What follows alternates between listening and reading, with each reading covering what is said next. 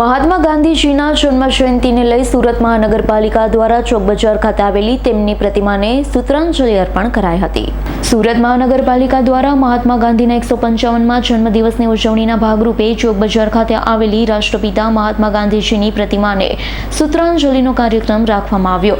કાર્યક્રમમાં શહેરના પ્રથમ નાગરિક mayor Dakshesh Mavani, municipal commissioner શાલિનીબેન અગ્રવાલ, અન્ય પદાધિકારી અને અધિકારીઓ સાથે શાળાના બાળકો હાજર રહ્યા। ગાંધી બાગમાં એક પ્રાર્થના સભાનું આયોજન કરવામાં આવ્યું હતું। ગાંધીજીની યાદમાં પાલિકા દ્વારા સર્વે ધર્મના પ્રાર્થના આયોજન કરવામાં આવ્યું। ઉપરાંત ગાંધીજીના ભજન વૈષ્ણવજનતો પઠન કરી અને કાર્યક્રમ સમાપન કરવામાં આવ્યું।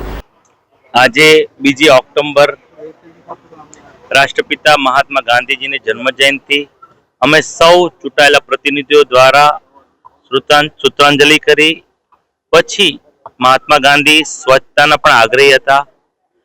વડાપ્રધાન શ્રી નરેન્દ્રભાઈ મોદી 2014માં વડાપ્રધાન બન્યા પછી તેમના વિચારને સમગ્ર દેશમાં સ્વચ્છતાના આગ્રહી બનાવ્યા। તેના ભાગરૂપે આજે અમે સૌ સુરતના ચૂંટાયેલા પ્રતિનિધિઓ, વહીવટતંત્ર, NGO દ્વારા ડુમ્મસ બીચની સફાઈ કરી અને સ્વચ્છતાના શપથ લેવડાવ્યા।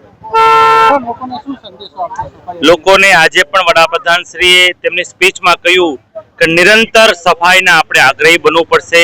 અગર નિરંતર આપણે ગંદકી કરતા હોઈએ છીએ તો સફાઈને પણ નિરંતર આપણે આગ્રહી બનશું તો રોગચાળો નહીં થાય અને આપણે સ્વચ્છતાના આગ્રહી રહેશું। Bureau report S9 news Surat. અમારી તમામ માહિતીથી અપડેટ રહેવા માટે જોડાયેલા રહો S9 ન્યૂઝ સાથે।